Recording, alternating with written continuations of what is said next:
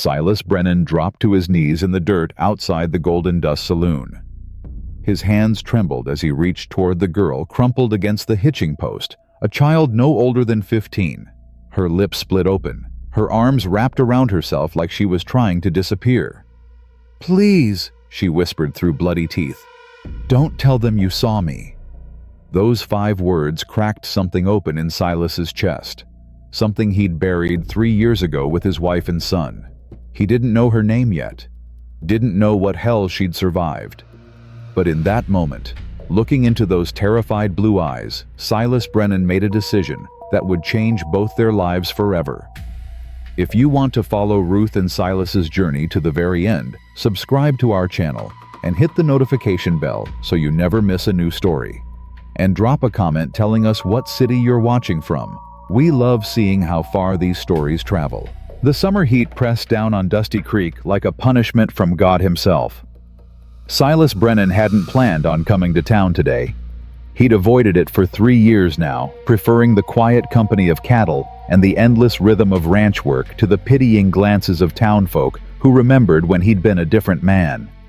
But his sister Clara had insisted.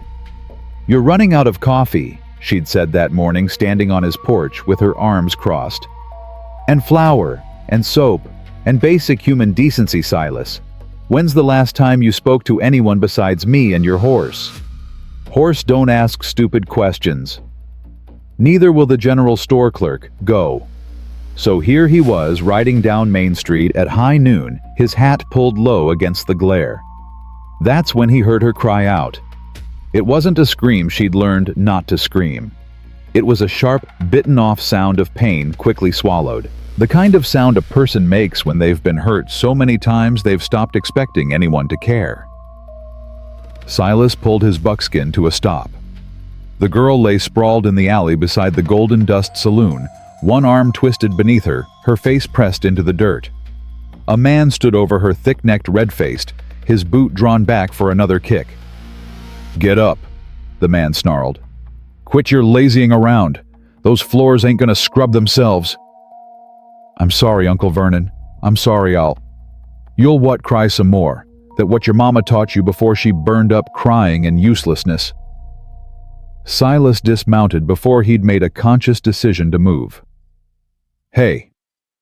Vernon Hawkins spun around, his face twisting from rage to false pleasantry so fast it would have been impressive if it weren't so disgusting. "Well now, Silas Brennan, ain't seen you in town for—" "Step away from that child." Vernon's smile flickered. "Now hold on, this here's family business. The girl's my niece, see, and she's just—" "I said step away." Something in Silas's voice made Vernon take a half step back. Maybe it was the quiet certainty. Maybe it was the memory of who Silas Brennan used to be, a Texas Ranger who'd faced down Comanche war parties and Mexican bandits without flinching. The girl slowly pushed herself up onto her hands and knees. Her dress was torn at the shoulder. Bruises mottled her thin arms like storm clouds gathering. When she lifted her face, Silas saw the fresh split in her lip, blood trailing down her chin. But it was her eyes that stopped his heart. Blue as summer sky, empty as an abandoned well. She looked at him without hope, without expectation, like she'd stopped believing anyone would help her long ago. "What's your name?" Silas asked, his voice gentler now. She glanced at Vernon, flinching when he shifted his weight. "Ruth," she whispered. "Ruth Colton." "How old are you, Ruth?" 15, sir." "And how long you been living with this man?" Vernon stepped forward, his false smile stretching wider. 3 years now. Ever since her folks died in that terrible fire, God rest their souls. My wife and I took her in out of Christian charity. Fed her, clothed her, gave her a roof. She's just a bit clumsy is all. Always falling down, bumping into things. Ain't that right, Ruth?" Ruth didn't answer. She didn't need to. Her silence spoke louder than any words. Silas looked at the bruises on her arms, the old ones yellow-green and fading, the new ones purple-black and fresh. The pattern of them told a story anyone with eyes could read. "Get up, Ruth." She flinched again at the command, then slowly climbed to her feet. Her legs trembled, She kept her eyes fixed on the ground. "Now see here," Vernon said, his voice hardening. "I don't know what you think I ain't thinking anything yet." Silas pulled a silver dollar from his pocket and held it out to Ruth. "Go on over to the general store. Buy yourself something cold to drink. Wait there." Ruth looked at the coin like he'd offered her a snake. I can't, sir. I got work to. I'm asking you to go. Please." That word please seemed to break something in her. Her chin wobbled. Her eyes glistened. She took the coin with trembling fingers. "Thank you," she breathed and fled. Silas waited until she disappeared around the corner before turning back to Vernon Hawkins. The saloon owner's false pleasantry had melted away entirely now, leaving only hard calculation. "You got something to say, Brennan?" "Ain't nothing to say, just observing." Observing what a man disciplining his own kin. That's his right. Discipline. Silas tested the word like it tasted foul. "That what you call it? Girl needs a firm hand. Her mama spoiled her rotten before she died. We're just trying to teach her proper gratitude for everything we've done for her." "Gratitude? You gonna keep repeating every word I say, or you got a point?" Silas took one step closer. Just one. But Vernon stumbled backward like he'd been shoved. "I got a point," Silas said quietly. "Don't let me catch you putting hands on that child again. She ain't your concern. I'm making her my concern." Vernon's eyes narrowed. Behind the fear, Silas could see the wheels turning, the calculations being made. "You lost your own family, Brennan. I heard about that. Terrible thing. But that don't give you the right to go sticking your nose in other people's affairs. Ruth is mine." He caught himself. "Ours. Mine and my wife's. Legally. The county court appointed us her guardians. You can't do nothing about that." Silas said nothing. He just looked at Vernon Hawkins until the man's swagger began to crack. "Stay away from my niece," Vernon finally said, backing toward the saloon's rear door. "I mean it. Whatever you're thinking, just forget it. She's got a home. She's got family. She don't need saving from nothing." He disappeared inside the door, slamming behind him. Silas stood alone in the alley for a long moment. The summer heat pressed down on him. The smell of horse dung and spilled beer filled his nostrils. 3 years ago, he'd buried his wife Eleanor and his 8-year-old son Thomas within a week of each other. Eleanor had taken the fever first. Thomas had followed, slipping into the river during his mother's burial and drowning before anyone noticed he was gone. Silas had wanted to die after that. Had prayed for it some nights when the silence of the empty ranch house pressed in like a living thing trying to smother him. But death hadn't come. Just more empty days. More meaningless work. More nights staring at the ceiling wondering why God had left him alive when he'd taken everything that mattered. Now standing in this filthy alley with blood drying on the ground where a child had fallen. Silas felt something stir in his chest, something that felt almost like purpose. He found Ruth at the general store, perched on a barrel near the back, clutching a bottle of sarsaparilla, like it might be snatched away at any moment. She tensed when she saw him. "Easy," Silas said, holding up his hands. "Just came to check on you." "You shouldn't have done that." Her voice was barely above a whisper. "He's gonna be so mad. He's gonna—" She cut herself off, looking away. "Gonna what, Ruth?" "Nothing. It don't matter." "It matters." She laughed, then a broken sound that had no humor in it. "Mister, I appreciate what you did back there. I do. Nobody stood up for me since—" She trailed off, her jaw tightening. "But you can't help me. Nobody can. I belong to them now. That's just how it is. You don't belong to nobody but yourself." Easy for you to say. You don't know how things work. Silas pulled a wooden crate over and sat down across from her. The store owner glanced their way but said nothing. Silas Brennan wasn't a man people questioned. "Why don't you tell me," he said, "how things work?" Ruth studied his face for a long moment, looking for the trick, looking for the hidden cruelty that experience had taught her always came eventually. When she didn't find it, something in her seemed to crack. "My folks died when I was 12, she said quietly. "Fire took our house. Took everything. I watched it burn from the street while the whole town just stood there. I'm sorry. Everybody's sorry. Sorry don't rebuild houses. Sorry don't bring back dead parents." She took a shaky breath. "After that, the court gave me to my Aunt Prudence, Mama's sister. Mama always said they weren't close, but I thought..." Another bitter laugh. "I thought blood meant something. It should. Well, it don't. First week I was there, Vernon made it real clear how things would be. I had to earn my keep. Every bite of food, every night's shelter, I owed them for all of it. And they kept a tally, mister. A real one. Vernon's got a ledger book where he writes down everything they spend on me. 3 years of food, clothes, medicine. Every penny." Silas felt his jaw tighten. "How much?" Ruth shrugged, but her eyes glistened. $600 last I heard, give or take. Might as well be 6 million. I'll never pay it off. Vernon knows that. That's the whole point." "What happens when you can't pay?" The question hung in the air between them. Ruth's hands tightened around her sarsaparilla bottle until her knuckles went white. "I work," she said finally. "I scrub floors, I wash dishes, I do laundry. And when that ain't enough..." She swallowed hard. "The saloon's got rooms upstairs. Boarding house, Vernon calls it. Sometimes the men who stay there, they..." She couldn't finish. Silas felt something cold and sharp crystallize in his chest. "Has anyone..." "No, not yet. But Vernon keeps talking about how I'll be 16 soon. Says that's when I'll really start earning my keep. Says I should be grateful he's waited this long." Her voice cracked on the last words, and suddenly she wasn't a hardened survivor anymore, just a frightened child trying not to cry in front of a stranger.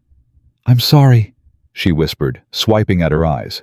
"You don't need to hear all this. You got your own troubles. Everyone does." "Ruth," she looked up at him. "I buried my wife 3 years ago," Silas said quietly. "And my son, 8 years old, Thomas. He had blue eyes, like yours." Ruth said nothing, but she was listening now. "After they died, I wanted to quit. Just lie down in the dirt and let the world move on without me. But I didn't. Don't rightly know why. Maybe just too stubborn. Maybe I was waiting for something. Waiting for what?" Silas looked at this broken child, this 15-year-old girl who'd been beaten and used and told she was worthless for 3 long years, and felt the answer rise up from somewhere deep inside him. "Maybe I was waiting for you." Ruth's eyes widened. "Mister, I got a ranch, 2 hours ride from here. It ain't much, but it's mine. Got an extra room that's been empty since Thomas passed. Got a sister who teaches at the schoolhouse, and would probably talk your ear off about books if you let her. Got cattle that need tending, and a garden that needs growing, and a whole lot of quiet that don't hurt nobody." "Are you..." Ruth's voice trembled. "Are you saying what I think you're saying?" "I'm saying you got a choice, Ruth Colton. You can go back to that saloon and keep living the way you've been living. Keep earning your keep. Keep waiting for Vernon to decide you're old enough for those upstairs rooms. Or what?" Silas stood up and extended his hand. "Or you can come with me. Right now, today, and never go back there again." Ruth stared at his outstretched hand like it was a lifeline thrown into a churning sea. Her whole body trembled. "He'll come after me," she whispered. "He'll bring the sheriff. He'll say I stole from him, or ran away, or let him come. You don't understand. He's got friends. He's got..." "Ruth." Silas kept his hand steady. "I spent 15 years as a Texas Ranger. I faced down outlaws and raiders and worse. I ain't afraid of a saloon keeper with too much greed and not enough conscience." "But why?" The question burst out of her like a dam breaking. "Why would you do this? You don't even know me. I'm nobody. I'm nothing. I'm just..." "You're somebody who needs help," Silas said simply. And I'm somebody who can give it. That's enough."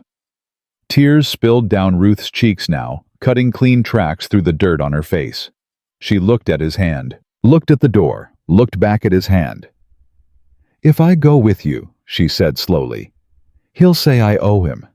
He'll say I'm a thief and a runaway and worse. He'll tell everyone I'm no good." "And what do you say?" Ruth thought about that. For the first time in 3 years, someone was asking what she thought, what she wanted, what she said. "I say," she took a shaky breath, "I say I don't want to be scared no more. I say I'm tired of waiting for someone to save me. I say maybe—" She reached out and took his hand. "Maybe I can save myself if somebody just gives me the chance."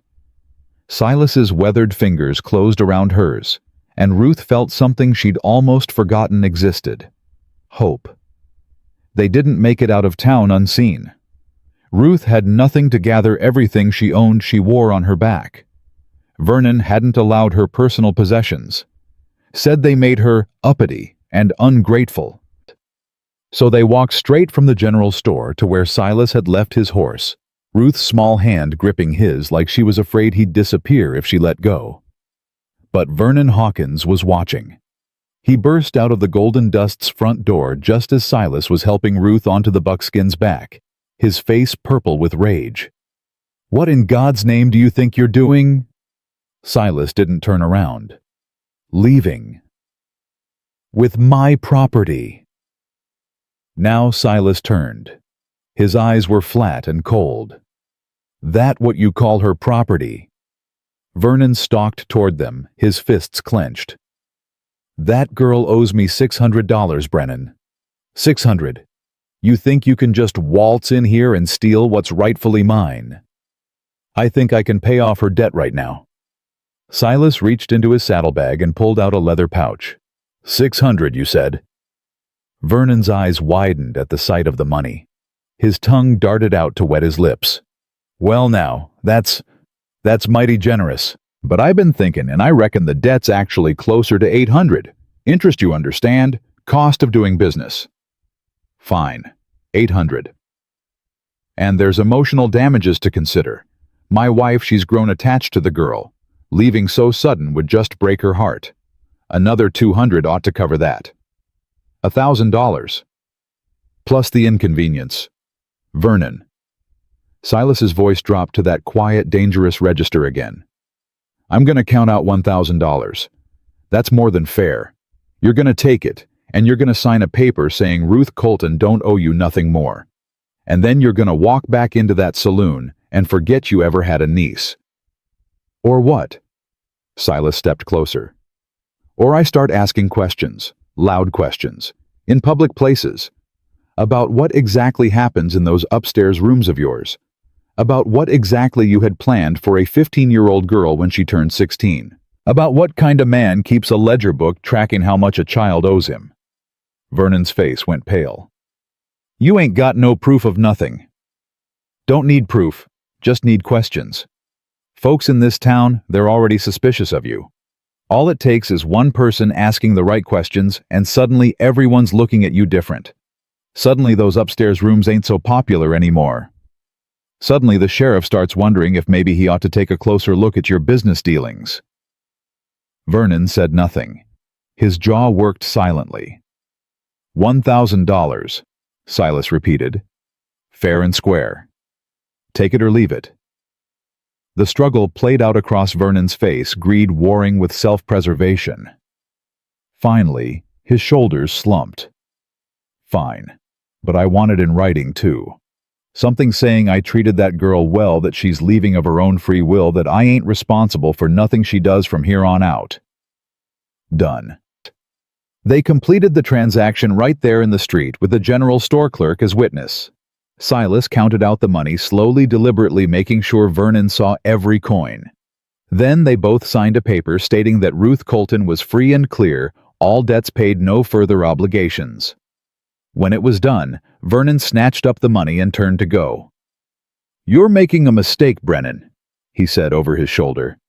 "That girl ain't worth 1,000 pennies, let alone $1,000. She's damaged goods. Broken. You'll see." Ruth flinched at the words, but Silas just shook his head. "Only thing broken here is your soul, Hawkins. Now get gone before I change my mind about letting you keep that money." Vernon disappeared into the saloon without another word. Silas swung up onto the buckskin behind Ruth, his arms coming around her to take the reins. "You all right?" Ruth nodded slowly, then shook her head, then nodded again. "I don't know," she admitted. "I don't know how to feel. Is this real? Is this actually happening?" "It's real. He just let me go. After 3 years of—" She couldn't finish. Men like Vernon Hawkins, they only understand 2 things, money and fear. I gave him one and reminded him of the other. That's all. But $1,000. That's so much. Why would you— Ruth. Silas clicked his tongue, and the buckskin started walking. "I got money. Ranch has done well. What I ain't got is anyone to spend it on.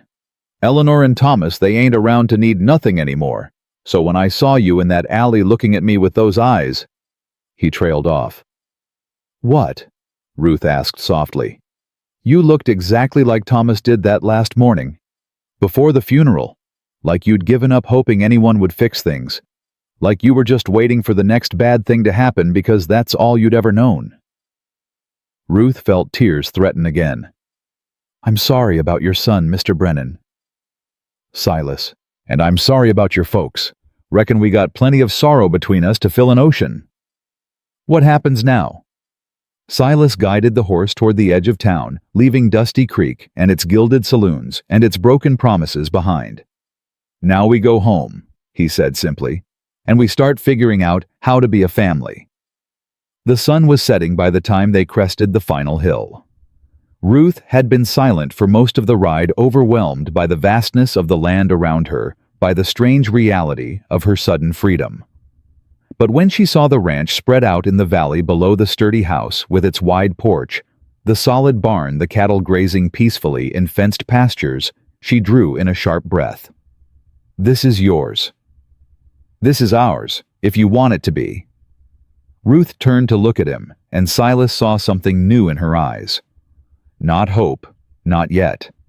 Hope took time to rebuild, but maybe the first tiny seed of it planted in soil that had been barren for far too long. "I want it," she whispered, "more than anything I've ever wanted in my whole life." Silas nodded, guiding the horse down the hill toward home. Behind them, the sun painted the sky in shades of orange and gold, and somewhere in the distance, a mockingbird sang its evening song. It wasn't a happy ending. Not yet. But maybe, just maybe, it was the beginning of one. Ruth couldn't sleep that first night. The bed was too soft. The room was too quiet. The absence of drunken laughter and creaking floorboards and Vernon's heavy footsteps felt wrong somehow, like her body had forgotten what safety felt like. She lay staring at the ceiling, waiting for the trick to reveal itself. Around midnight, she heard footsteps in the hallway. Her whole body went rigid. Her hands curled into fists beneath the quilt. The footsteps stopped outside her door. Ruth held her breath. "Ruth!" Silas's voice low and careful. "You awake?" She didn't answer at first. Couldn't. Her throat had closed up with old fear. "I ain't coming in," he continued. "Just wanted you to know there's warm milk on the stove if you can't sleep. And the door locks from the inside. You're safe here." The footsteps retreated. Ruth lay there for a long moment, her heart hammering. Then slowly she climbed out of bed and crossed to the door. Her fingers found the lock, a simple iron bolt, sturdy and real. She slid it home. The click echoed through the quiet room, and for the first time in 3 years, Ruth Colton cried herself to sleep, knowing no one could reach her. Morning came harsh and bright. Ruth woke to the smell of bacon frying and coffee brewing scents, so foreign to her experience that for a moment she thought she was dreaming. At the Golden Dust breakfast had been cold porridge eaten standing up, shoveled down between chores. She dressed quickly in the same torn dress, it was all she had, and ventured out into the main room. Silas stood at the stove looking awkward and out of place with a spatula in his hand. "Morning," he said without turning around. "You hungry?" "Yes, sir." "Don't call me sir. Makes me feel old." "You are old." The words slipped out before Ruth could stop them. She clapped a hand over her mouth, horrified. But Silas just laughed, a rusty sound like machinery that hadn't been used in years. "Fair point. Sit down before these eggs burn." They ate in silence, at first Ruth too overwhelmed by the simple abundance of food to speak. Bacon, eggs, fresh bread with butter, a glass of actual milk instead of watered-down whatever Vernon had grudgingly provided. "Slow down," Silas said gently. "Ain't nobody gonna take it from you." Ruth forced herself to chew more carefully, even though every instinct screamed at her to eat as fast as possible before the food disappeared. "I'm sorry," she mumbled around a mouthful of bread. "I don't mean to be—" "Don't apologize. Just eat." Halfway through this meal, the front door burst open. Ruth nearly fell off her chair. Her plate clattered against the table. She was already calculating escape routes, the window, the back door, anywhere Vernon couldn't reach her. "Silas Brennan, you stubborn fool." A woman's voice. Sharp and exasperated, and nothing like Willa's poisonous sweetness. Ruth froze. The woman who stormed into the kitchen was perhaps 50, with steel-gray hair pinned back severely and eyes that missed nothing. She wore a practical brown dress and carried a basket over one arm. "Clara," Silas said flatly. "Knocking's still a custom in these parts." "You don't get to talk about customs when you—" Clara stopped mid-tirade, her gaze landing on Ruth. "Oh." Ruth shrank back instinctively. "Oh, Silas." Clara breathed, her whole demeanor softening. "She's just a child." "Clara, this is Ruth. Ruth, this is my sister Clara. She teaches at the schoolhouse in town and has no understanding of personal boundaries." "I have plenty of understanding. I just choose to ignore them where you're concerned." Clara set her basket on the table and crouched down to Ruth's eye level. "Hello, sweetheart. I heard what my brother did yesterday. The whole town's buzzing about it." Ruth's stomach dropped. "They are, Vernon Hawkins has been telling anyone who'll listen that Silas kidnapped you. Stole you right out of his caring arms. Said you're confused and manipulated and need to be returned to your rightful family." "That's a lie. I know it is, honey. Everyone with half a brain knows it is. But Vernon's got friends, and those friends have influence, and—" Clara straightened up, fixing Silas with a hard stare. "And you should have told me what you were planning before the whole county started choosing sides." "Wasn't planning anything. Just happened." "Just happened. You spent $1,000 on a girl you'd never met, and it just happened." "Pretty much." Clara threw her hands up. "You're impossible. You know that, absolutely impossible." "You've mentioned it once or twice." Despite the tension, Ruth felt something loosen in her chest. This wasn't the cold, calculated cruelty she'd grown used to. This was family, real family bickering, because they cared, not because they wanted to wound. Clara turned back to her eyes softening again. "I brought some things. Dresses that might fit you, some books, a few other necessities. We'll need to get you properly outfitted, but this should do for now." "You brought me clothes?" "Well, I wasn't going to let you run around in that rag Vernon kept you in, was I?" Clara's voice cracked slightly. "That man. That absolute monster. If anyone had known what was really happening in that saloon." "It's all right, ma'am." "It is not all right. Don't you ever say it's all right when someone hurts you, Ruth. It's never all right." Clara took a deep breath, visibly composing herself. "Now, have you eaten enough? Good. Let's get you cleaned up and into something decent while my idiot brother figures out how to handle the mess he's made." "I didn't make any mess," Silas protested. "You made $1,000 mess, Silas. The whole town's talking. Sheriff Morrison's already been asking questions, and Vernon—" Clara's expression darkened. "Vernon's been talking to Judge Thornton."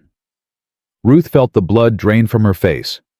"Judge Thornton signed the papers giving me to Vernon and Aunt Prudence 3 years ago. He said it was for my own good." Silas and Clara exchanged a look that Ruth couldn't quite read. "That's complicated," Clara said carefully. "What's complicated about it?" "Judge Thornton and Vernon Hawkins play cards together every Thursday night," Silas said flatly. "Have for years. Thornton's also a silent partner in the Golden Dust." The implications hit Ruth like a physical blow. "So when they gave me to Vernon?" "Can't prove nothing," Silas continued. "But yeah, I got my suspicions about how that guardianship got decided." Ruth's hands started shaking. She pressed them flat against the table to make them stop. "So he'll get me back," she whispered. "The judge will say I have to go back and there's nothing anyone can do, and—" "Hey." Clara's hand covered hers warm and steady. "Nobody's taking you anywhere. You hear me? My brother's a lot of things. Stubborn, pig-headed, emotionally constipated. Standing right here, Clara. But he's never broken a promise in his life. He said you're safe here, and that means you're safe. We'll figure out the rest." Ruth wanted to believe her, wanted it so badly she could taste it. But 3 years of Vernon's cruelty had taught her that hope was just another way to get hurt. The days that followed blurred together in a haze of new experiences.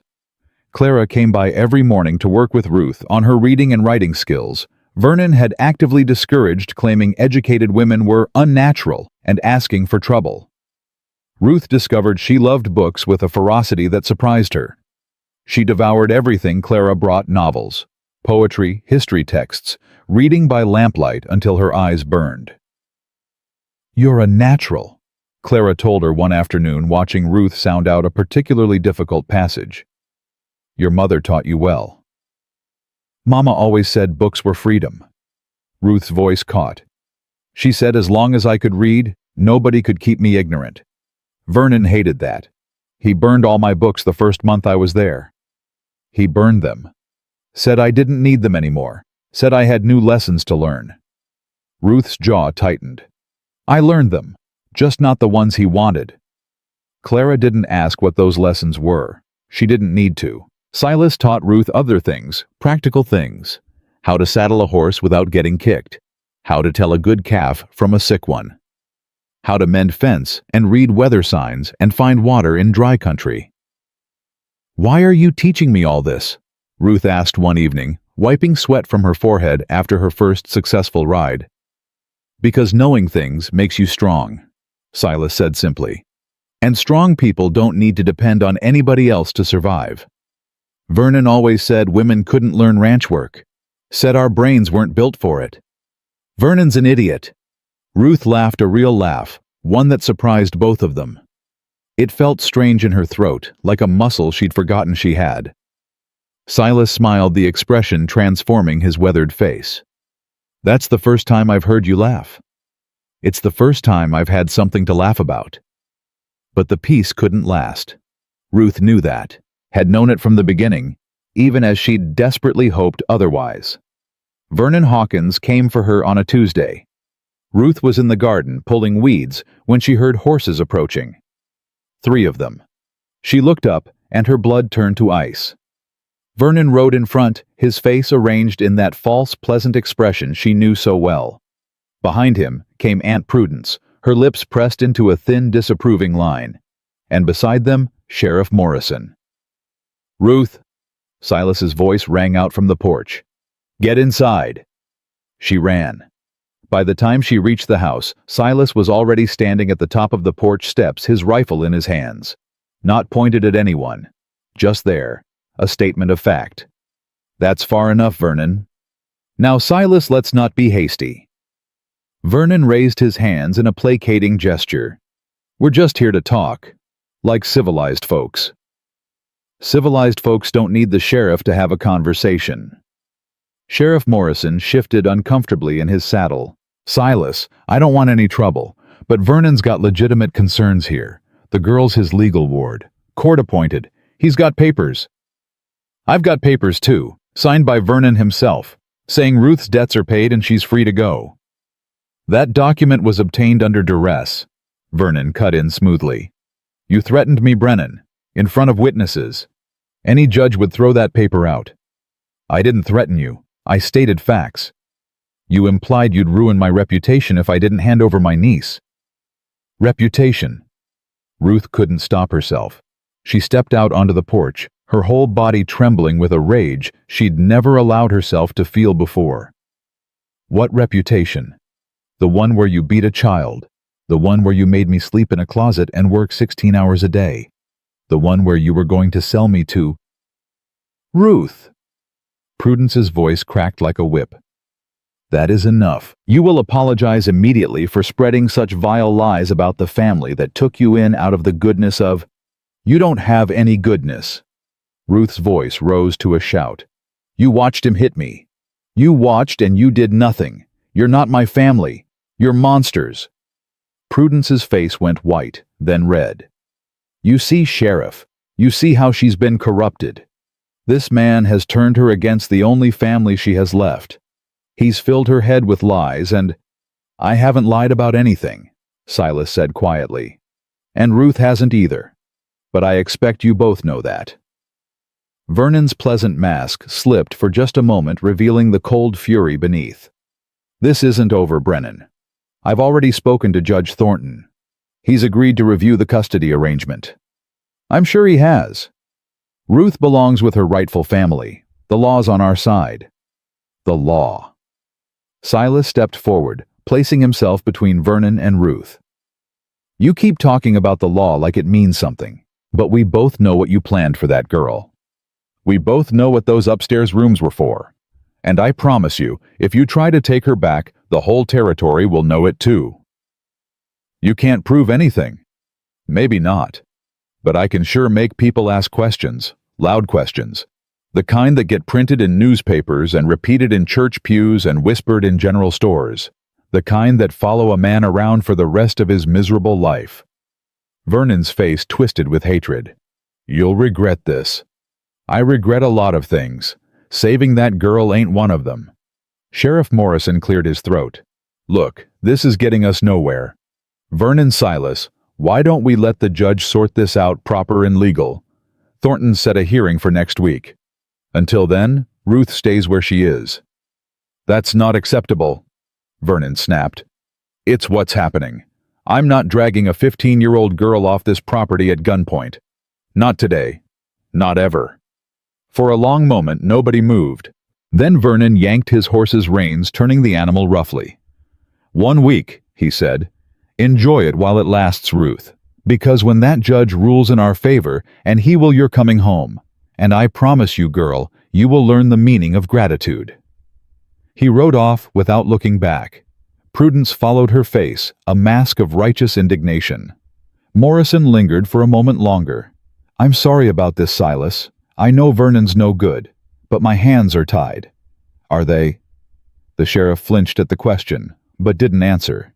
He just touched his hat brim and rode away. Ruth stood on the porch watching the dust settle, feeling like the ground had opened up beneath her feet. He's going to get me back. Her voice sounded hollow even to her own ears. The judge is his friend. I don't have any proof of what he did. It'll be my word against his, and I'm just a girl and nobody believes girls and... Ruth. Silas's hand landed on her shoulder, not grabbing, just resting there. Warm and solid and real. I made you a promise. Promises don't mean anything. Not when there's money and power and... My promises mean something. He turned her to face him, his weathered hands gentle on her shoulders. I lost my son, Ruth. I lost my wife. I lost everything I thought mattered. And then I found you beaten and broken and still fighting, still surviving. Do you know what that told me? Ruth shook her head, tears blurring her vision. It told me that God wasn't done with me yet. That maybe, just maybe, I was put on this earth for a reason, and maybe that reason is standing right in front of me. I'm not worth all this trouble, Ruth whispered. I'm nobody. You're my daughter. The words came out rough and fierce. Maybe not by blood, but by choice. And I will burn this whole territory down before I let anyone hurt you again. Ruth stared at him through her tears, seeing not the grieving widower she'd met in that alley, but something else entirely. A father. Her father. I'm scared, she admitted, her voice breaking.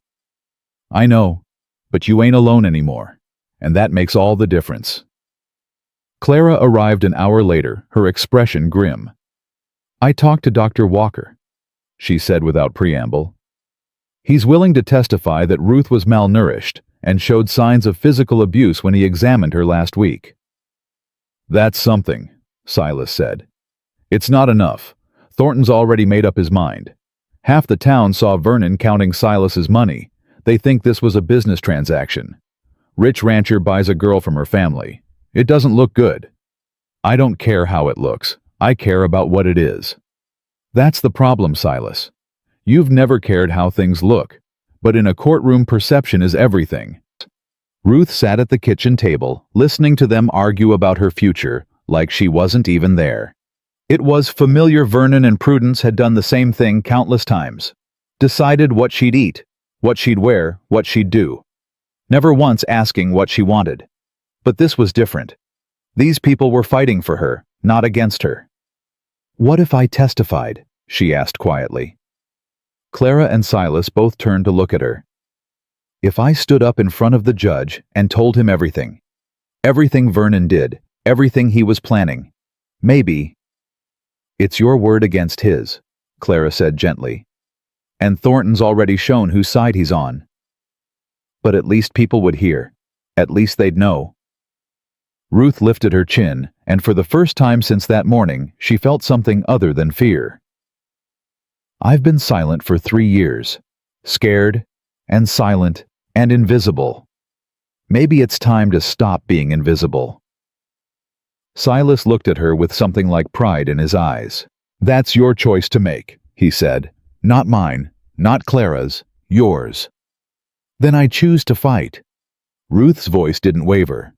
I choose to tell the truth, even if nobody believes me. I choose to stop being scared.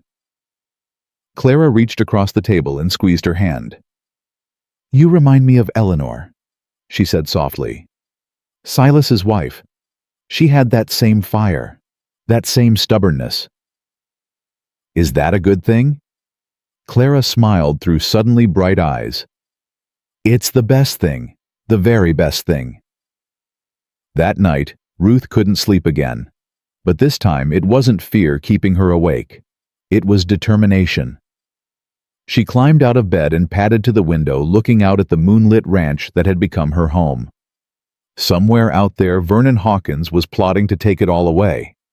Somewhere out there, a corrupt judge was ready to hand her back to her abusers. But somewhere out there, too, were people who'd chosen to stand beside her. People who saw her not as property or burden or damaged goods, but as family. Tomorrow she would tell Clara about the other girls. The ones Vernon had bought and sold before her. The ones who'd disappeared into those upstairs rooms and never been seen again. Tomorrow she would give them a weapon Vernon didn't know existed. Tomorrow she would fight. But tonight, Ruth Colton pressed her hand against the cold window glass and made herself a promise. Whatever happened in that courtroom, she would never be invisible again. Ruth told Clara everything the next morning. About the girls who'd come before her. About the ones Vernon had brought to the Golden Dust, with the same promises he'd made to her shelter food family. About how they'd disappeared one by one, sold off to men who paid cash for things no decent person should buy. There was a girl named Lily. Ruth said, her voice steady despite the horror of what she was describing.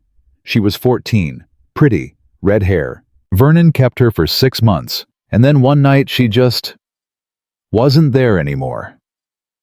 When I asked Aunt Prudence what happened, she slapped me and told me to mind my own business. Clara's face had gone pale. How many girls, Ruth? 3 that I know of.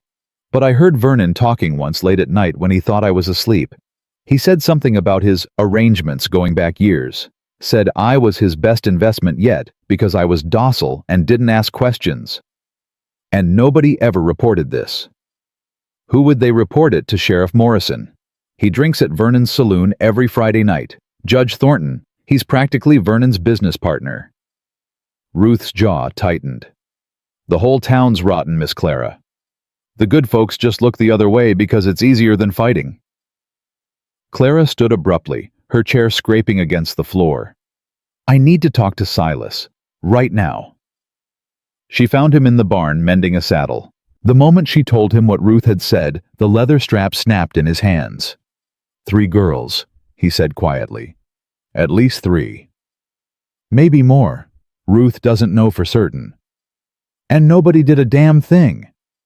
Nobody knew Silas. Or if they knew, they convinced themselves it wasn't their problem. Silas's hands were shaking.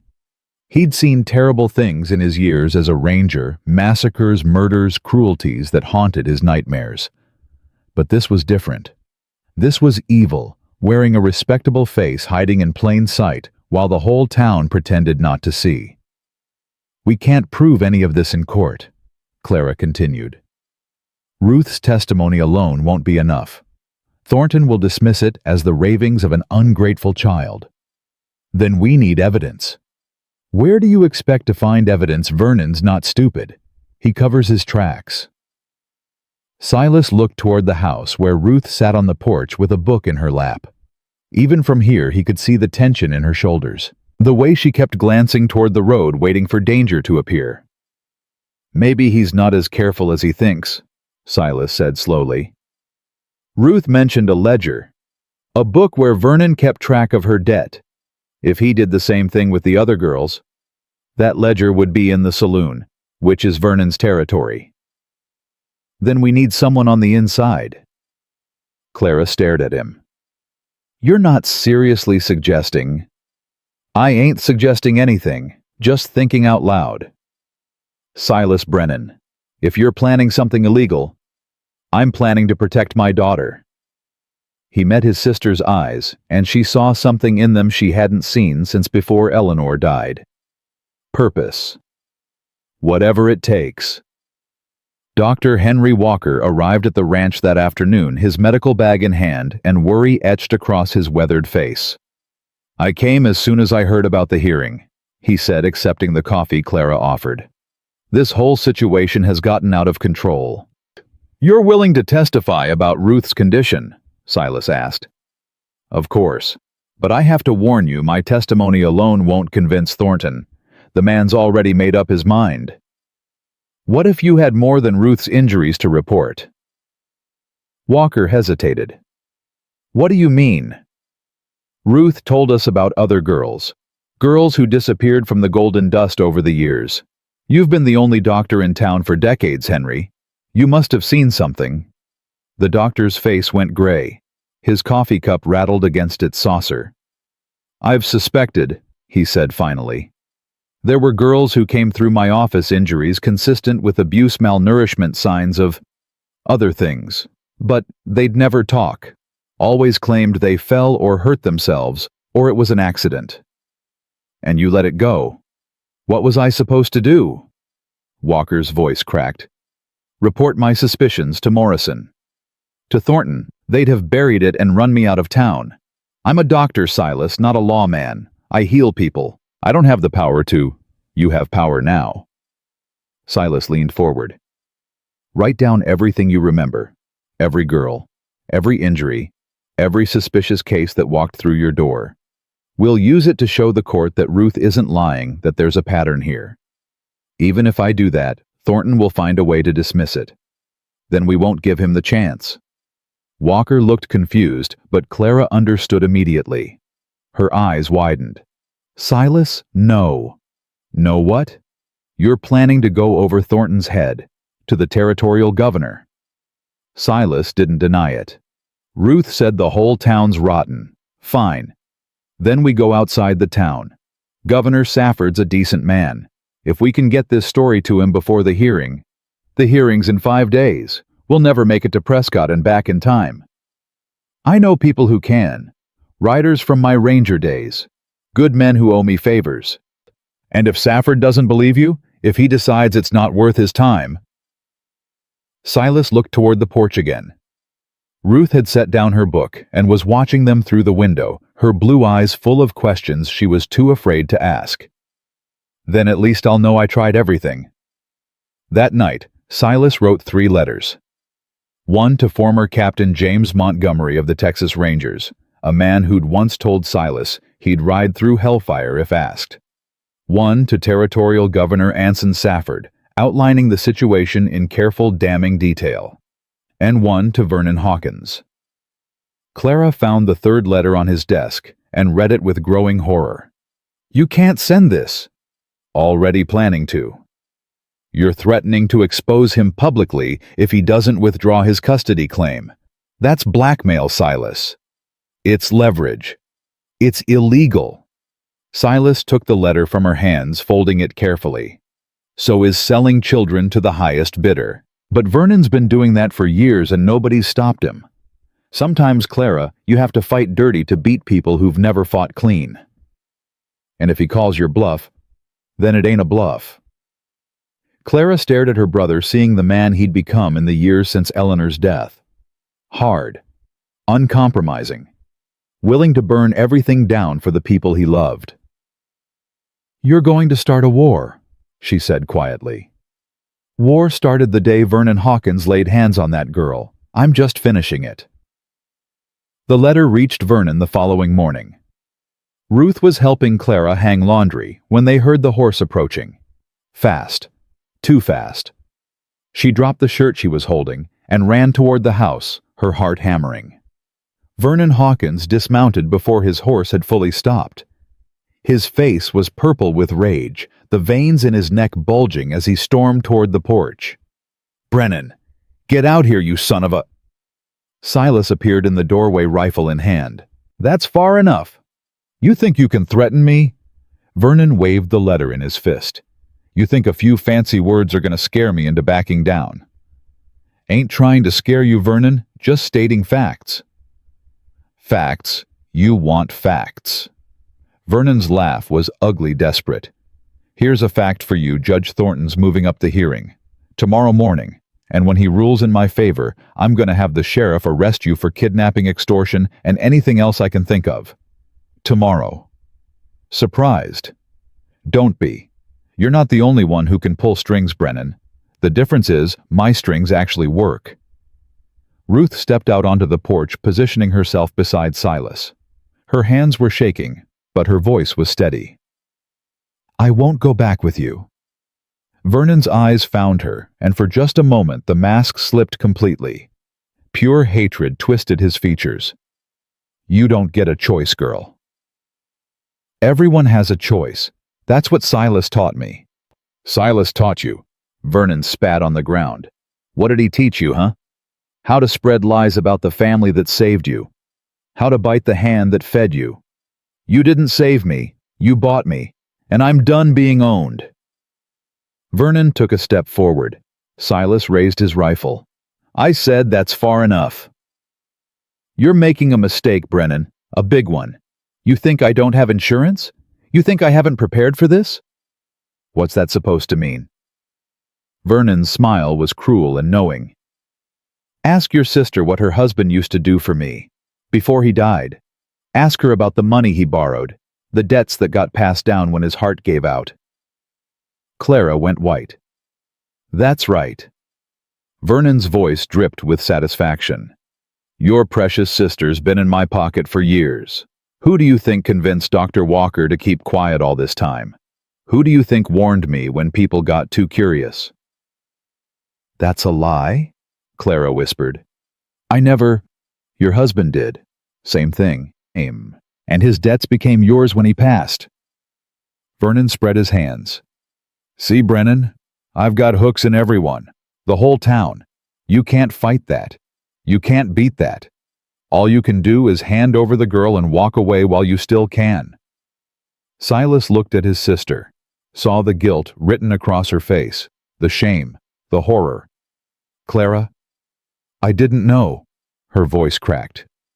"I swear, Silas, I paid off Robert's debts years ago. I thought it was just money. I never knew what Vernon was using it for. I never knew about the girls." "But you knew something was wrong." "I suspected." Clara's shoulders slumped. "I saw things, heard things, but I looked the other way because it was easier, because I was scared." "Everyone's scared," Vernon said smugly. That's how I win. Ruth watched this unfold with growing understanding. This was how it worked. How it had always worked. Fear spreading like poison, turning good people into accomplices, making everyone complicit in evil they didn't want to face. And suddenly she wasn't afraid anymore. Mr. Hawkins? Vernon turned to her, irritation flickering across his face. What? I remember Lily's last name now. Miller. Lily Miller. Her father was a miner who died in a cave-in. You told everyone she went to live with relatives in California. Vernon's eyes narrowed. So, I also remember Mary Sullivan, and Jenny Hawkins. That was your own cousin's daughter, wasn't it? The one everyone said ran off with a traveling salesman. Shut up. I remember the dates too. The nights they disappeared. The men who visited the saloon before they vanished. Ruth's voice grew stronger with each word. I remember everything, Mr. Hawkins. Every girl. Every lie. Every scream I heard through thin walls while you told me to mind my own business. Vernon's face had gone pale. You're lying. You don't know anything. I know what you were planning for me. I know about the man from El Paso who offered you $2,000 for a clean girl with no family. I heard you discussing it with Aunt Prudence.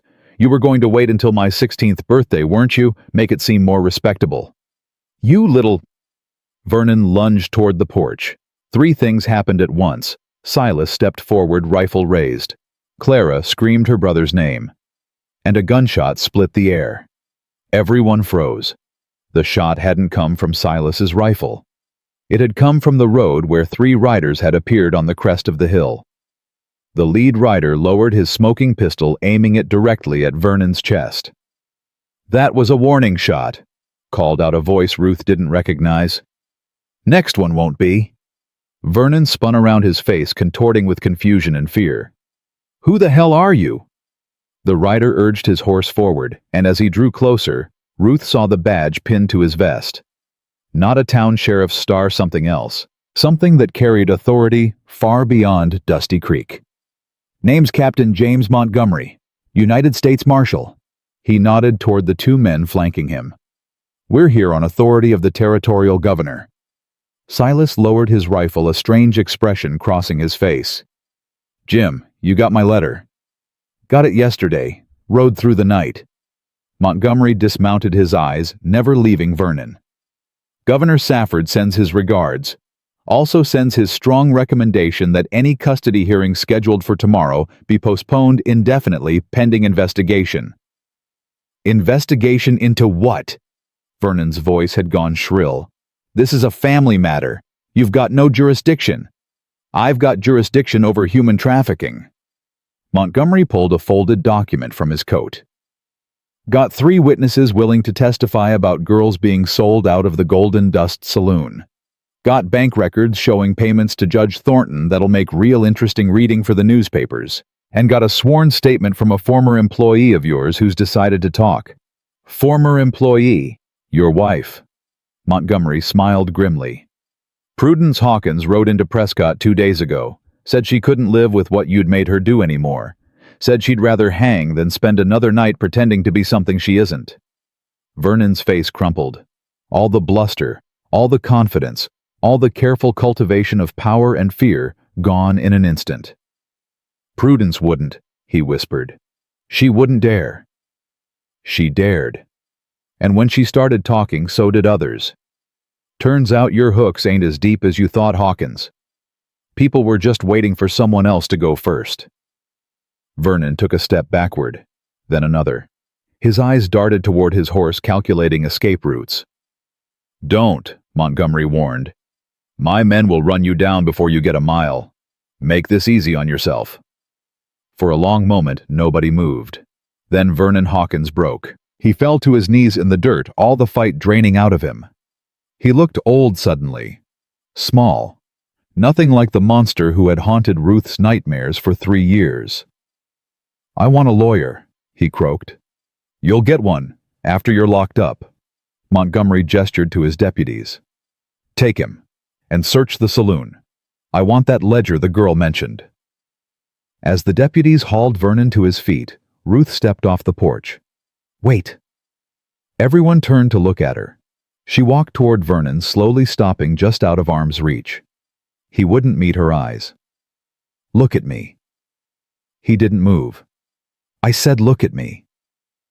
Slowly, Vernon raised his head. His eyes were wet with self-pity, with rage, with the desperate calculation of a man whose empire had crumbled. "I want you to remember this moment," Ruth said quietly. "I want you to remember what it feels like when the person you hurt refuses to stay broken. When the girl you tried to sell stands up and tells the truth anyway." "You're nothing," Vernon spat. "You're trash. You'll always be." "I'm Ruth Colton, daughter of Margaret and Thomas Colton. I'm 15 years old. I survived you, and I'm going to spend the rest of my life making sure no other girl has to." She turned her back on him, the most powerful gesture she could make, and walked back to the porch where Silas waited. Behind her, Vernon screamed curses as the deputies dragged him toward their horses. But Ruth didn't look back. She was done looking back. Silas caught her in his arms as her legs finally gave out. 3 years of terror. 3 years of survival. 3 years of waiting for this moment. It all came crashing down at once. "I've got you," Silas murmured into her hair. "I've got you, daughter. You're safe now. You're finally safe." Ruth clung to him and wept. Not tears of fear, not tears of pain, tears of release. Because for the first time in her life, she actually believed him. The days following Vernon's arrest passed in a blur of questions and depositions, and strangers asking Ruth to relive the worst years of her life. Marshal Montgomery set up his investigation in the town's small church, the only building big enough to hold all the people who suddenly wanted to talk. And there were many. Once Vernon Hawkins was safely behind bars, the citizens of Dusty Creek discovered their courage in droves.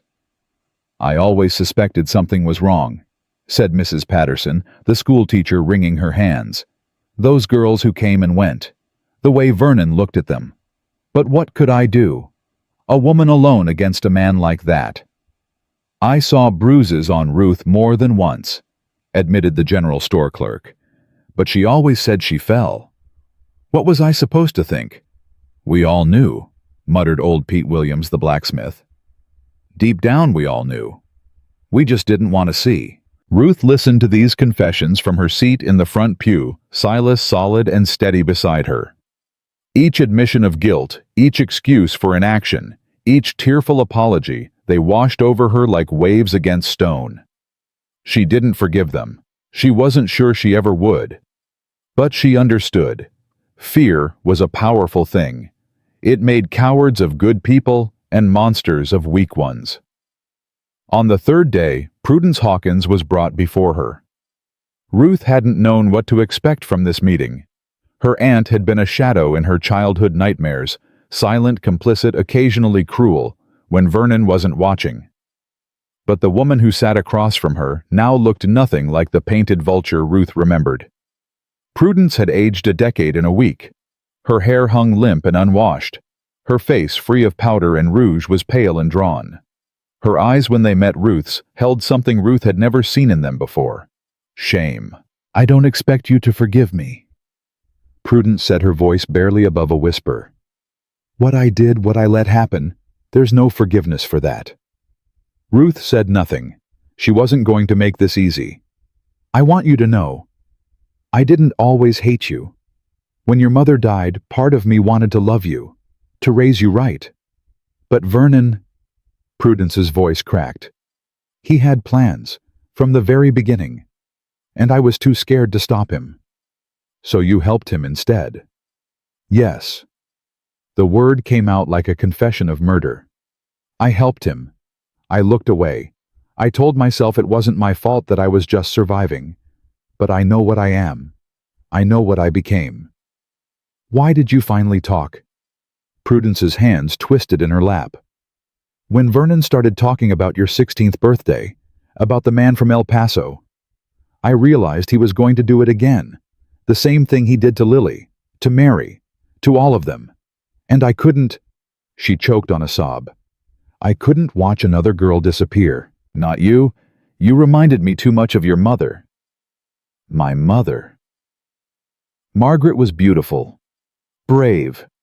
She married for love even when everyone told her she could do better. She believed in things and goodness in people. Vernon hated that about her. Said she made me feel inferior. Ruth felt something crack in her chest. You were jealous of my mother. I was jealous of everything about her, her happiness, her husband, her daughter. Prudence met her eyes. I told myself I deserved what she had. I told myself taking you was justice, but all I did was destroy the only piece of her left in this world. The silence stretched between them, heavy with years of pain and betrayal. What do you want from me? Ruth finally asked. Forgiveness? Absolution. No, I want you to know that I'm going to tell them everything. Every girl, every name, every man who paid Vernon for the privilege. Prudence's jaw tightened with sudden resolve. The marshal says I'll probably hang for what I've done. And that's fair, that's right. But before I go, I'm going to make sure every single person involved goes down with me. Ruth studied her aunt's face, searching for the trick, the manipulation, the hidden cruelty. She found only exhaustion, and something that might have been redemption if it wasn't too little too late. Good, Ruth said quietly. Make it count. She stood and walked away without looking back. Silas was waiting outside the church, his hat in his hands. How'd it go? Ruth considered the question. She's going to testify against everyone, even herself. That took courage? No. Ruth shook her head slowly. That took guilt. She's not brave. She's just tired of being a monster. Silas didn't argue. He just fell into step beside her as they walked toward the ranch. Marshal Montgomery wants to talk to you again tomorrow, he said. Something about the ledger they found. What about it? Apparently it goes back further than anyone thought. Names, dates, amounts. Vernon kept records of everything he ever did. Silas's voice tightened, including payments to Judge Thornton. Ruth stopped walking. So the judge was in on it from the beginning. He's been arrested too. The whole system's coming apart. Good. It was a strange feeling, Ruth realized, this hollow satisfaction that kept washing over her. She dreamed of this moment for years, Vernon exposed, punished, destroyed. But now that it was happening, she felt mostly empty. Is this what justice feels like? She asked quietly. Silas considered the question. I don't know. Maybe justice is just the absence of injustice. Maybe it's not supposed to feel good. It doesn't feel good. It just feels necessary. That might be enough. They walked in silence for a while longer before Ruth spoke again. What happens to me now, after all this is over? What do you mean? I mean legally. Vernon was my guardian. Now he's going to prison. Aunt Prudence, too. I don't have any family left. The court will have to put me somewhere. Silas stopped walking and turned to face her. Ruth, you have family. I know you want to keep me. But wanting something and having the legal right to it. I spoke to Marshal Montgomery this morning. He's arranging for official adoption papers. Governor Safford's agreed to expedite them given the circumstances. Ruth's heart stuttered. Adoption. If you want it. If you want me. Silas's voice was gruff the way it always got when he was feeling more than he could express. I know I ain't much. Old widower with a failing ranch and too much grief. But I meant what I said before. You're my daughter. Has been since the day I found you in that alley. You're not failing, Ruth whispered. And you're not old. Well, maybe a little old. Silas laughed, that rusty, unused sound she'd learned to love. Brat. Stubborn fool. Learned it from you.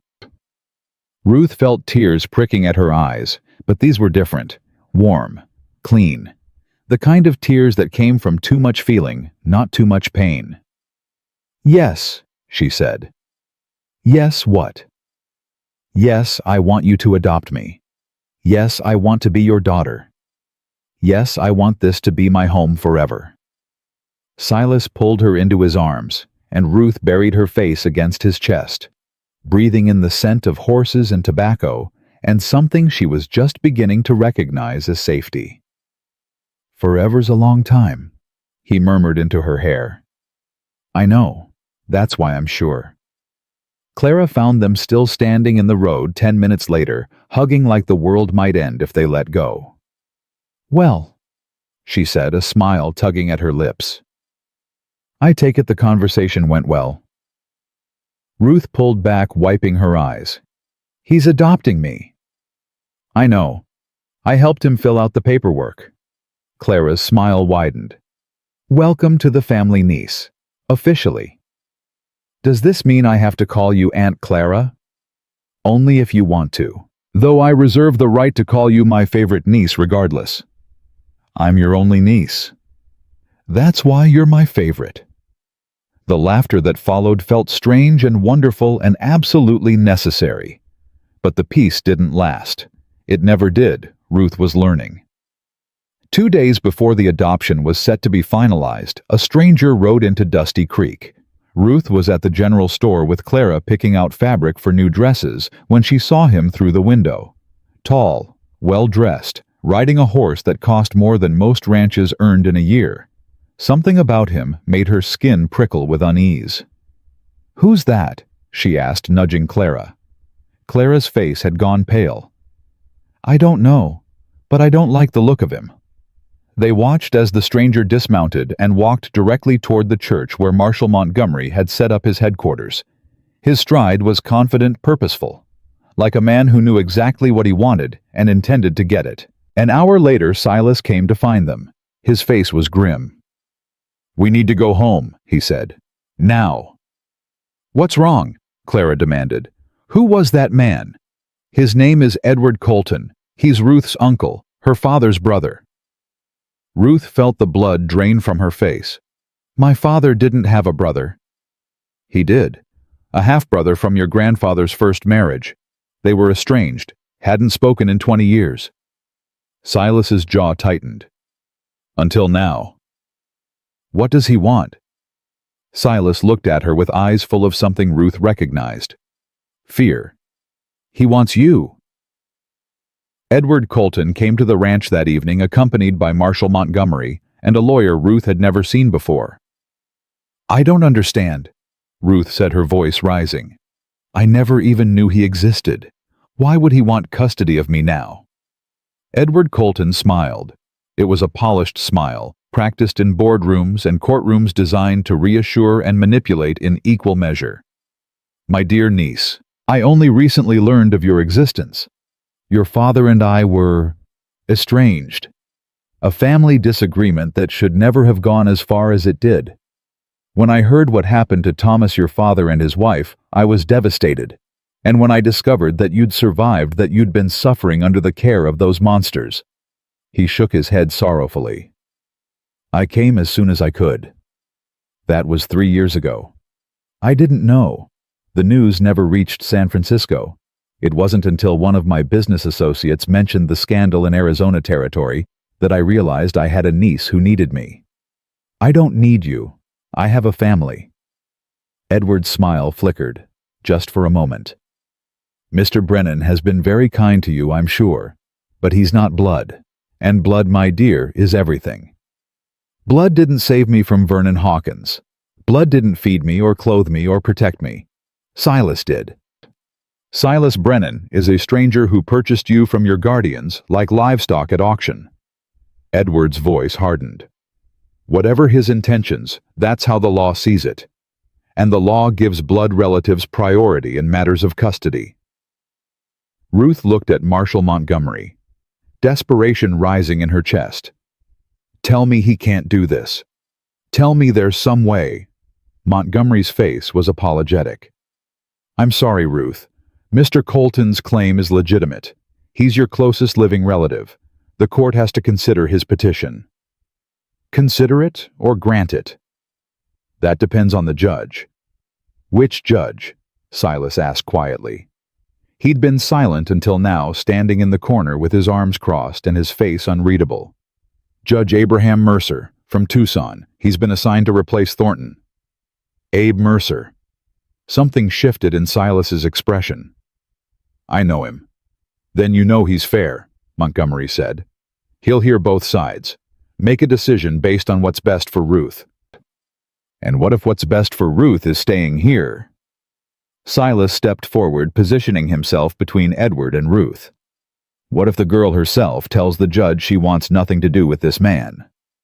Edward's polished smile returned. I'm sure Ruth is confused.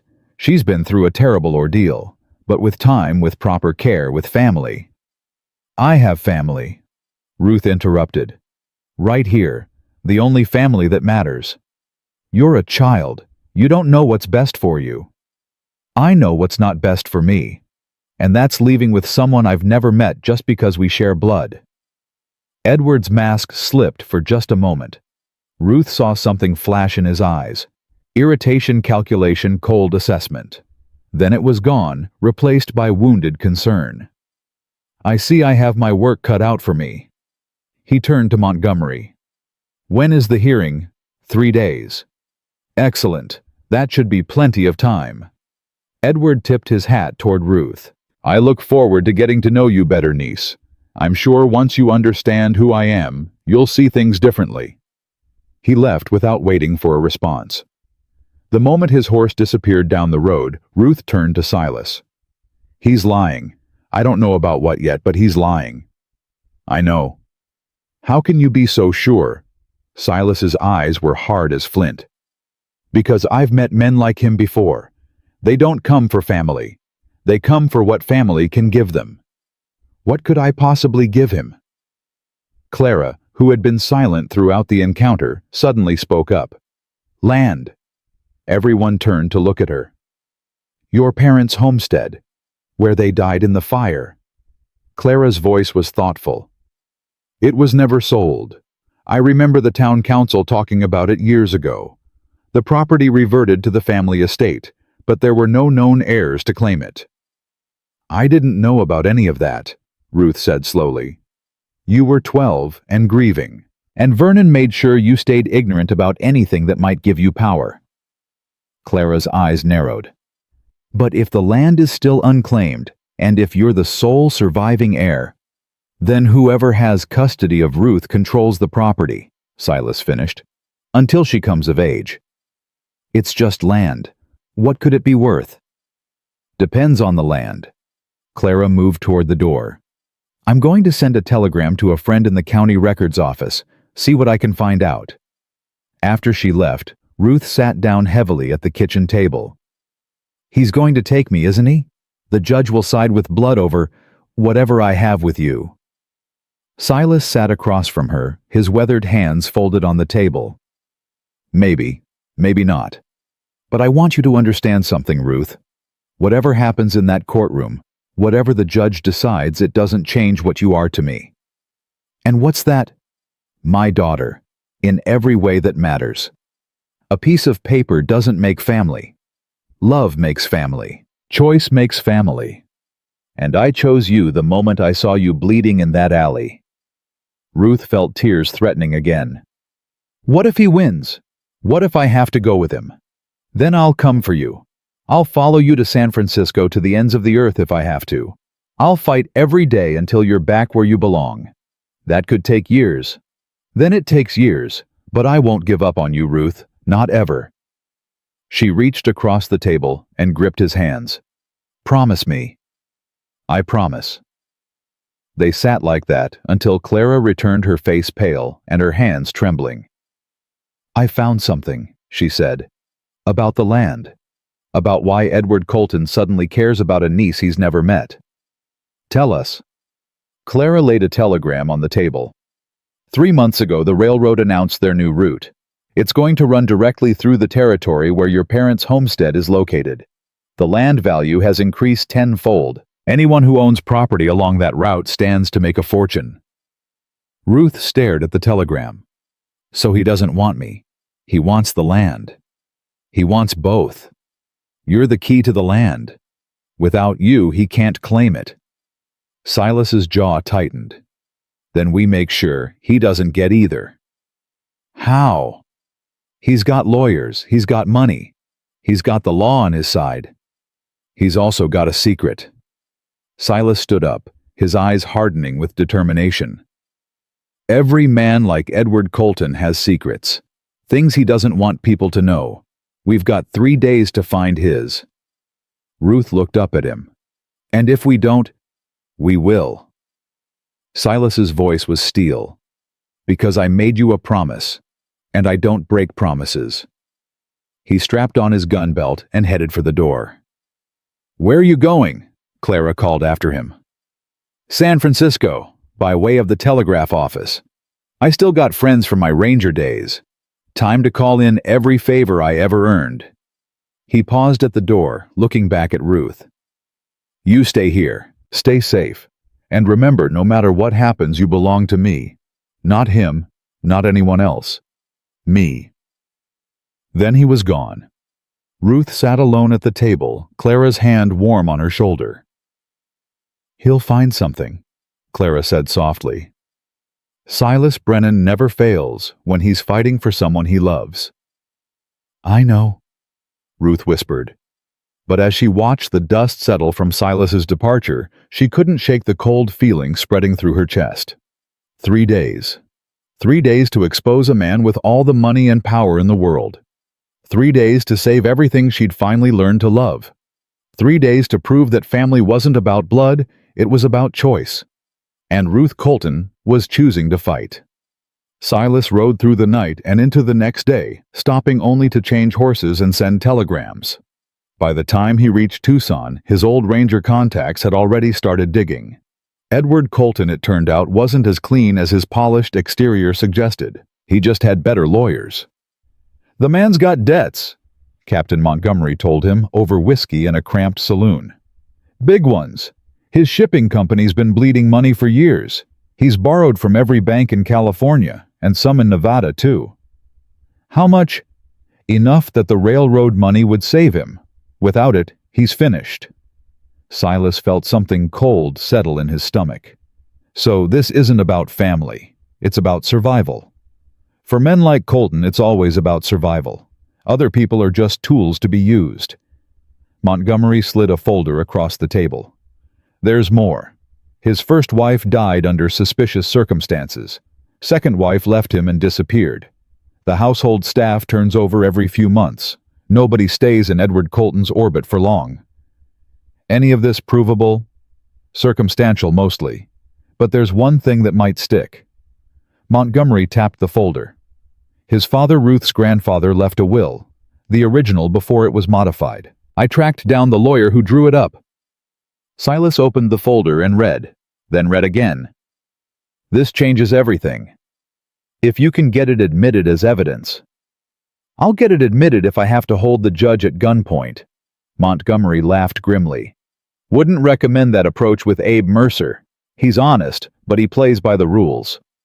"Then I'll play by the rules." Silas stood tucking the folder inside his coat. "One more time."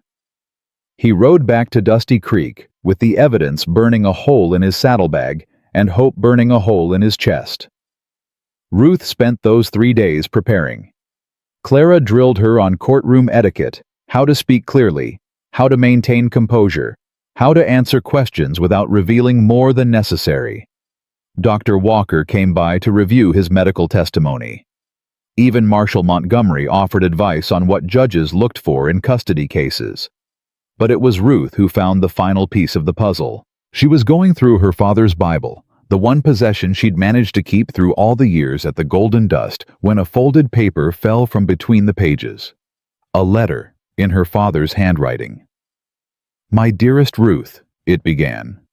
"If you're reading this, then I'm gone, and your mother with me. I'm sorry we couldn't protect you longer." Ruth's hands trembled as she read. Her father had known about his half-brother Edward, known about the family fortune that should have been his, known that Edward would come looking if anything happened to them. "Edward is not to be trusted." The letter continued. He contested our father's will when I inherited the homestead. He claimed I was illegitimate, that my mother had tricked father into marriage. The courts ruled against him, but he never forgave me. If he ever comes for you, Ruth, you must remember this: your grandfather loved you. He changed his will specifically to protect you. There are copies with our lawyer in Phoenix and with the county clerk in Prescott. Edward cannot claim what was never his to begin with. Ruth ran to find Clara. "There's another will," she gasped. "My grandfather's. The original one. It says the homestead belongs to me directly, not to any guardian, not to any relative. Me. Edward can't touch it." Clara's eyes widened. "If we can prove that will exists." "My father says there are copies. Phoenix and Prescott. Silas is already in Tucson. He can reach Prescott in a day." They sent a telegram immediately. The night before the hearing, Silas returned. Ruth heard his horse before she saw him, and she was off the porch and running before Clara could stop her. "Did you find it?" "The will." Silas dismounted, exhaustion lining his face, but his eyes were bright with triumph. "Found it. Certified copy, witnessed and sealed." He pulled a document from his coat. "Your grandfather left everything to you, Ruth. Not to your father, not to Edward, not to any guardian. To you to be held in trust until you turn 18. So Edward has no claim, never did. He contested the original will and lost. He's been trying to get around it ever since." Ruth felt her knees go weak. "It's over. He can't take me." "Not legally. But we still have to present this to the judge. Edward's lawyers are good. They'll try to argue the will is invalid or forged or superseded by newer documents." "Is it?" Silas smiled grimly. "No. But that won't stop them from trying."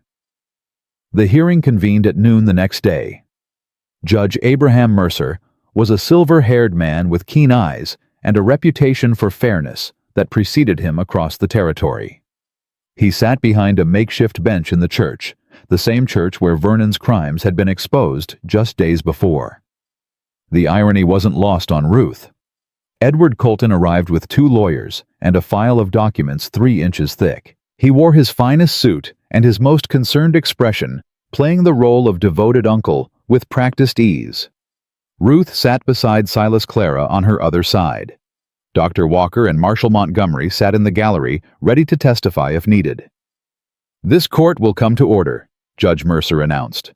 "We're here to determine the custody of Ruth Colton, a minor of 15 years. Mr. Edward Colton has filed a petition claiming guardianship rights as her closest blood relative. Mr. Silas Brennan has filed a counter-petition for adoption. Both claims will be heard." Edward's lawyer stood first. He was smooth, articulate, convincing. He painted a picture of a loving uncle who had searched desperately for his lost niece, only to discover she'd been held captive by criminals, and then purchased by a stranger with unknown motives. "Mr. Brennan may be well-intentioned," the lawyer concluded, "but good intentions do not supersede blood. Edward Colton is this child's family. He can provide her with wealth, education, opportunity. What can Mr. Brennan offer? A failing ranch in the middle of nowhere." Ruth's jaw tightened. She wanted to stand up and shout that Silas had offered her love when no one else would, that he'd seen her as a person when everyone else saw her as property, that his failing ranch had given her the first real home she'd ever known. But Clara's hand on her arm held her in place. Then it was Silas's turn. He didn't have a fancy lawyer. He had himself a folder of documents and the truth. "Your Honor, I ain't gonna pretend I'm a rich man.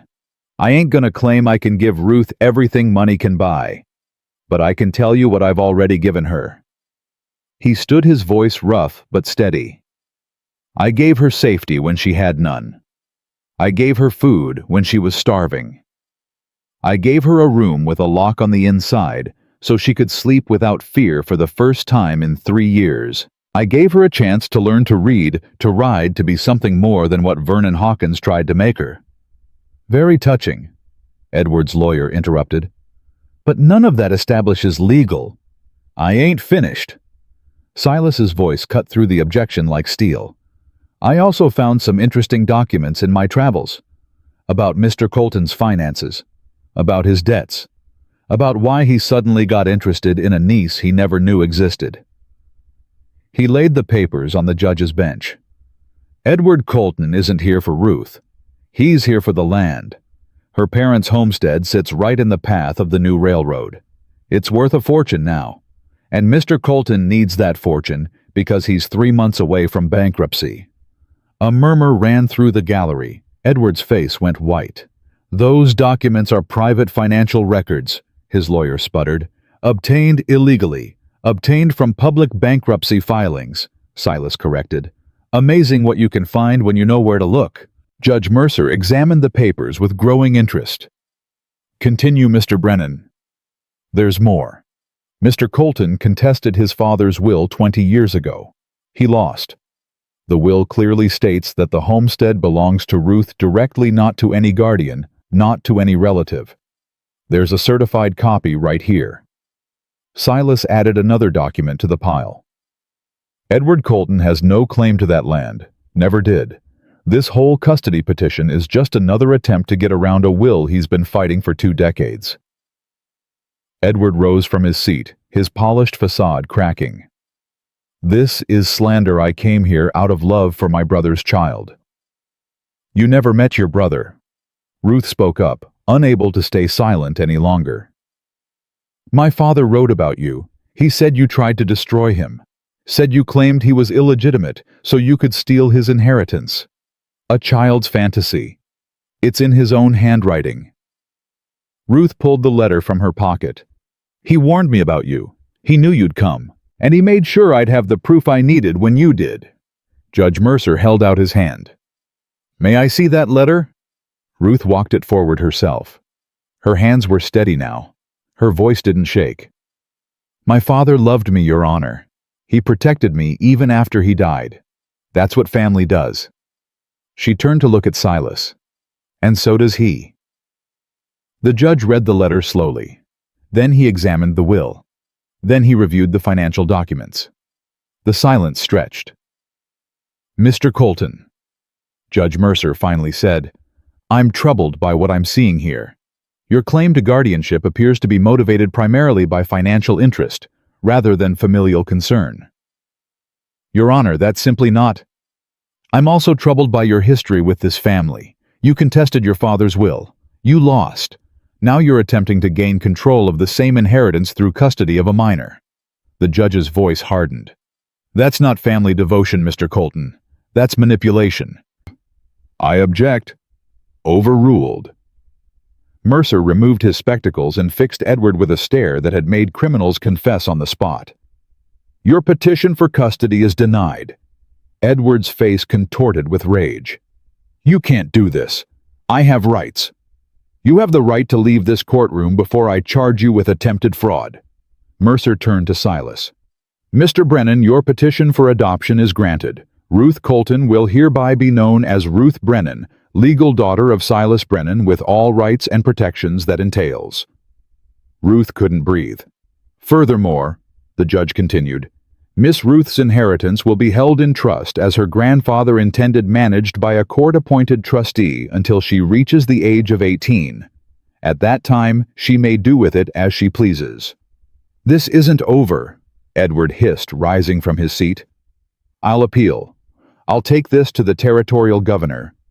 "The territorial governor is the one who sent me," Mercer replied calmly. "I suggest you save your energy for the bankruptcy proceedings you'll be facing when you return to California." Edward Colton looked around the courtroom, at the hostile faces at the marshals near the door, at the evidence stacked against him. For just a moment, his mask fell away completely. Ruth saw the man beneath. Desperate, greedy, utterly without conscience, and utterly defeated. He turned and walked out without another word. The courtroom erupted. People were shaking Silas's hand, clapping him on the back, congratulating Ruth on her new name. Dr. Walker was wiping his eyes. Marshal Montgomery was grinning for the first time Ruth had ever seen. But Ruth stood frozen in the middle of it all, unable to process what had just happened. "Ruth." She turned. Silas was there, his weathered face soft with emotion. "It's over," he said. "You're safe. You're home. You're mine." Ruth threw herself into his arms. "Pa," she whispered the first time she'd used the word. "Thank you." Silas held her tight, his voice rough with tears he'd never admit to shedding. "Thank you," he said back, "for giving an old man something to live for again." They rode home as the sun began its descent, painting the land in shades of amber and rose. Clara had gone ahead to prepare a celebration. The neighbors were coming, the same neighbors who had stood against Vernon, who had testified for Ruth, who had chosen to be part of a community that protected its own. But for now, it was just Ruth and Silas riding side by side through territory that had become familiar toward a home that had become hers. "What are you thinking about?" Silas asked. Ruth considered the question. "I'm thinking about my mother. What she would say if she could see me now." "What do you think she'd say?" "I think—" Ruth's voice caught. "I think she'd say I found what she always wanted for me. A safe place. A good father. A real family." Silas was quiet for a moment. Then he reached over and squeezed her hand. "I think Eleanor would have loved you. My wife. She always wanted a daughter. Someone to pass her recipes to her books, her jewelry." He cleared his throat. "I've been keeping her things in a trunk. Didn't know what to do with them after she passed. But now, if you want them—" Ruth felt tears spilling down her cheeks. "I'd like that. I'd like that very much." "She had good taste, Eleanor. Better than mine. She'd have fixed up that house proper, made it a real home. I tried after she died, but—" He shook his head. "A man alone don't know how to make a home. He just knows how to survive in one." "We'll fix it together," Ruth said. "Make it what she would have wanted." "You'd do that. It's my home too now, officially." She smiled through her tears.